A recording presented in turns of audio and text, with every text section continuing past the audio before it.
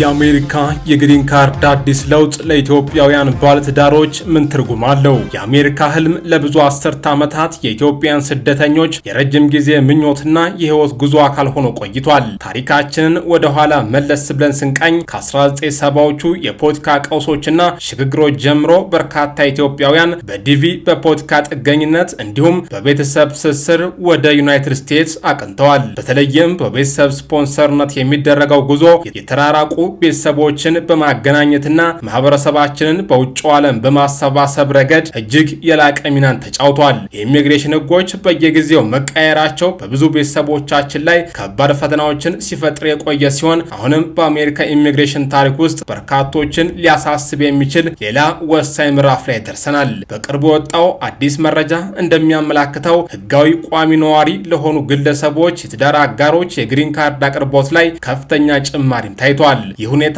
ለበርካታ ባለትዳሮች የጥያቄ ማቅረቢያ ዕድልን የከፈተ ሲሆን ይህም የሆነው የትራምፕ አስተዳደር የአመልካቾችን የፋይናንስ ሁኔታ በከፍተኛ ሁኔታ ይመረምራል ተብሎ ከሚጠበቀው የፖሊሲ ለውጥ ጥቂት ሳምንታት በፊት ነው። የውጭ ጉዳይ መስሪያ ቤት የነሐሴ ወር የቪዛ መግለጫ ቪዛ ቡልታይን ኤፍ2ኤ በመባል የሚታወቀውን የመጨረሻ የውሳኔ ቀን ከአውሮፓውያኑ ጥር 1 ቀን 2005 ወደ ሐምሌ 22 2026 አሸጋግሮታል። ይህ ለአብዛኞቹ ሀገራት የተደረገው የወደፊት መራመድ የ18 ወራት ጊዜን የሚያህል ነው። ሜክሲኮን በተመለከተ ደግሞ ቀኑ ከጥር 1 2004 ወደ ሐምሌ 22 2005 ተሸጋግሯል። ይህ ለኢትዮጵያውያን ምን ማለት ነው? ለማብራራት ያህል ኤፍ2ኤ ማለት ህጋዊ ቋሚ ነዋሪ የሆኑ ሰዎች ለትዳር አጋሮቻቸውና እድሜያቸው ከ21 ዓመት በታች ለሆኑ ያላገቡ ልጆቻቸው በቤተሰብ ስፖንሰርነት የሚጠይቁት የግሪን ካርድ ምድብ ነው። ይህ ትልቅ ምርታ የመጣው የፌዴራሉ መንግስት የህዝብ ሸክም ፐብሊክ ቻርጅ ፖሊሲ ላይ በመጪው መስከረም 18 ከሚያደርገው ለውጥ አስቀድሞ ነው። የሀገር ውስጥ ደህንነት መምሪያ ዲኤችኤስ የባይደን አስተዳደር በ2002 አውጥቶት የነበረውን የቁጥጥር ማዕቀፍ በመሰረዝ አንድ አመልካች ወደፊት የህዝብ ሸክም ሊሆን ይችላል ወይስ አይችልም የሚለውን ለመወሰን ለባለስልጣናት ሰፋ ያለ ነጻነትን የሚሰጥ አሰራርን እየመለሰ ይገኛል። በዚህም መሰረት በሀገር ውስጥ ደህንነት መምሪያ ስር የሚተዳደረው የአሜሪካ ዜግነትና ኢሚግሬሽን አገልግሎት USCIS በአሜሪካ ውስጥ ሆነው ቋሚ ነዋሪነትን ለሚፈልጉ ስደተኞች የሚያገለግለውን የተሻሻለውን የፎርም I-485 ማመልከቻን ተግባራዊ ያደርጋል። ተቋሙ እንዳስታወቀው ከመስከረም 18 ጀምሮ ወይም ከዚያ በኋላ የሚቀርቡ አሮጌ የማመልከቻ ቅጾች ተቀባይነት አይኖራቸውም። ኢትዮጵያን ስደተኞች የነዋሪነት ደረጃን ማስተካከል አጀስትመንት ኦፍ ስታተስን ሲያስቡ እነዚህን የቅጽ ለውጦች በጥንቃቄ መከታተል ይኖርባቸዋል።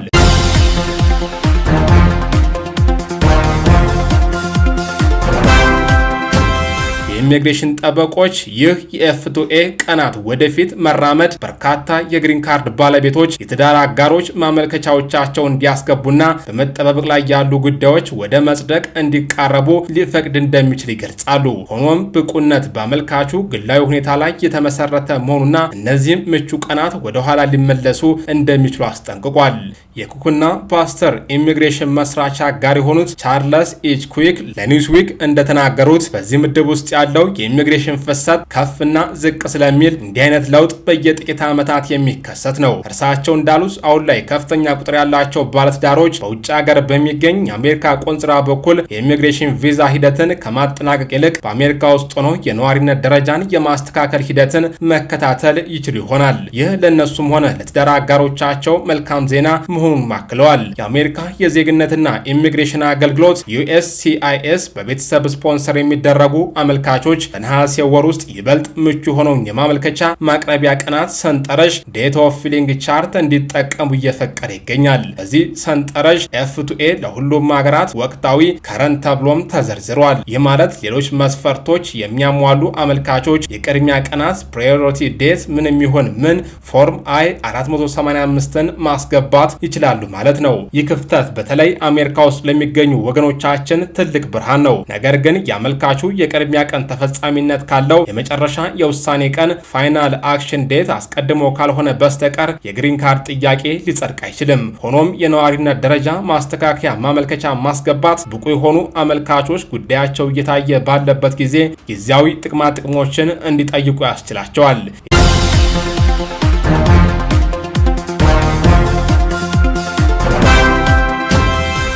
የኢሚግሬሽን ጠበቃ የሆኑት ሳጅራኦፍ ለኒውስ ዊክ ሲናገሩ ይህ በእርግጥም ያልተለመደና ጉልህ የሆነ ዝላይ ነው ብለዋል። ቢሆንም የነሐሴው ወደፊት መራመድ ፈጣን ውሳኔዎችን ዋስትና አይሰጥም። በዩኤስሲአይኤስ ውስጥ ያለው የማመልከቻዎች መከማቸት አንዳንድ ብቁ ጉዳዮች የቪዛ መግለጫው እንደገና ከመቀየሩ በፊት ውሳኔ እንዳያገኙ ሊያግድ ይችላል።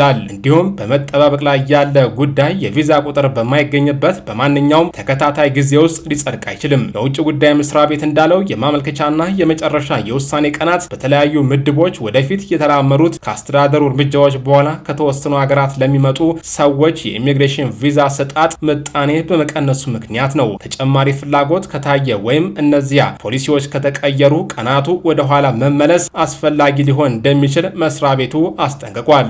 እነዚህ የሚለዋወጡ ቀናት በተለይ የአሜሪካ ዜግነት ያላቸው ሰዎች የትዳር አጋሮች የሚያገኟቸውን የአሰራር ድጋፎች ሙሉ በሙሉ ለማያገኙ የህጋዊ ቋሚ ነዋሪ የትዳር አጋሮች ትልቅ ትርጉም አላቸው። ኤፍ2ኤ ምድብ ያሉ አመልካቾች በተለመደው ህግ መሰረት የነዋሪነት ደረጃቸውን ለማስተካከል በአጠቃላይ ህጋዊ የሆነ ደረጃ ይዘው መቆየት አለባቸው። ያልተፈቀደ ስራ መስራት ወይም የህጋዊነት ደረጃ ጥሰቶች ብቁነትን ሊጎዱ ይችላሉ። ለኢትዮጵያውያን ስደተኞች ይህ እጅግ በጣም ወሳኝ ነጥብ ነው። የቪዛ ጊዜ ማሳለፍ ወይም ህጋዊ ያልሆነ ስራ ላይ መሰማራት የነዋሪነት ደረጃን ጥያቄ ውድቅ ሊያደርገው ይችላል። እየቀረበ ያለው የህዝብ ሸክም ህግ ለውጥ ማመልከቻ መቼ ማስገባት እንዳለባቸው ለሚወስኑ አመልካቾች ተጨማሪ አሳሳቢ ጉዳይ ይፈጥራል። በፌዴራል የኢሚግሬሽን ህግ መሰረት ቪዛ ወደ ሀገር መግባት ወይም የነዋሪነት ደረጃ ማስተካከል የሚጠይቅ ሰው በማንኛውም ጊዜ የህዝብ ሸክም ሊሆን ይችላል ብሎ መንግስት ከወሰነ ተቀባይነት ሊያጣ ይችላል። የ2022 የቁጥጥር ማዕቀፍ በውሳኔው ውስጥ ከግምት የሚገቡትን ጥቅማጥቅሞች የገደበ ሲሆን ባለስልጣናት ሊመረምሯቸው የሚገቡ ሁኔታዎችን አስቀምጦም ነበር። የሀገር ውስጥ ደህንነት መምሪያ ዲኤችኤስ አዲስ ህግ አብዛኛው የዚያም ማዕቀፍ የሚያስወግድ ሲሆን በአመልካቹ አጠቃላይ ሁኔታዎች ላይ የተመሰረተ ሰፋ ያለና ግላዊ የሆነ ግምገማን ይፈቅዳል። የመጨረሻው ህግ እንደሚገልጸው ባለስልጣናት የዕድሜ፣ የጤና፣ የቤተሰብ ሁኔታ፣ የንብረት፣ የሀብት፣ የፋይናንስ ሁኔታ፣ የትምህርትና የክህሎት ሁኔታዎችን ከግምት ውስጥ ማስገባት ይችላል። በተጨማሪም የህጉ ተፈጻሚነት ከሚጀምርበት ቀን አንስቶ ገቢን መሰረት ያደረጉ የህዝብ ጥቅማጥቅሞችን መቀበልና ሌሎች ከጉዳዩ ጋር የተያዙ ልዩ መረጃዎችን ከግምት ውስጥ እንደሚያስገባ መመሪያው ገልጿል። ይህ ህግ የትዳር አጋሮችን ወይም በጋብቻ ላይ የተመሰረቱ ማመልከቻዎችን ለይቶ ባያወጣም በርካታ በጋብቻ ላይ የተመሰረቱ አመልካቾች ግን በህዝብ ሸክም ድንጋጌ ስር የሚወርቁ ሲሆን አብዛኛውን ጊዜ ስፖንሰር በሚያደርገው የትዳር አጋር የሚሞላውን የድጋፍ ማረጋገጫ ፎርም I-864 እንዲያቀርቡ ይጠይቃሉ።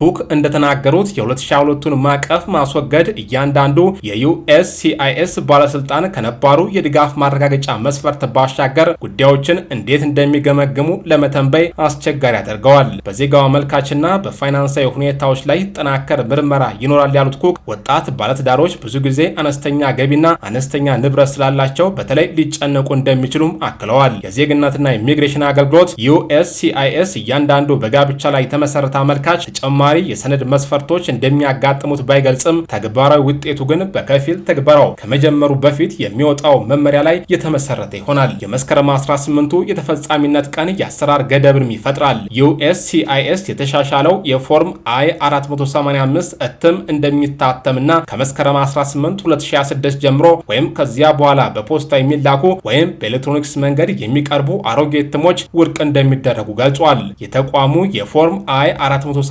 ገጽ በአሁኑ ጊዜ የጥር 20 2025 እትምን ይዘረዝራል። ይህ ማለት አመልካቾች ህጉ ተፈጻሚ ከሚሆንበት ቀን ጀምሮ ማመልከቻ ከማስገባታቸው በፊት የተሻሻለውን ቅጽ ማረጋገጥ አለባቸው ማለት ነው። በርካታ ጠበቆች ብቁ የሆኑ ባለትዳሮች አዲሱ ማዕቀፍ ስራ ላይ ከመዋሉ በፊት ማመልከት ሊመርጡ እንደሚችሉም ተናግረዋል። ነገር ግን የተጣደፈ ወይም ያልተሟላ ማመልከቻ እንዳያስገቡ ማስጠንቅቀዋል። ራኡፍ አንድ ጥንዶች ዛሬ ብቁ ከሆኑና ልምድ ካለው የኢሚግሬሽን ጠበቃ ግላዊ የሆነ ምክርን ካገኙ ምናልባት ለመጠበቅ ምንም ምክንያት አይኖርም ብለዋል። እርሳቸው እንዳሉት ከመስከረም 18 በፊት ማመልከት ማለት ጠባቡ የህዝብ ሸክም መስፈርትን ይተገብራል ማለት ነው። በሎክ ኢሚግሬሽን ሎ ጠበቃ የሆኑት ሎረን ሎክ ለኒውስዊክ ሲናገሩ ቤተሰቡ በፋይናንስ ደረጃ የተመቻቸ ቢሆንም እንኳን ገምጋሚዎች ራሳቸው ምን ማየት እንደሚፈልጉና ገና እያሰቡ ባሉበት በአዲስ የህዝብ ሸክም ህግ ስር ከሚመረመሩ ይልቅ የተረጋገጡና የታወቁ የቅጽ እትሞችን በመጠቀም በአሮጌዎቹ ህጎች ስር ማመልከቱ ይመረጣል ብለዋል። ብለዋል። አክለውም አዲሱ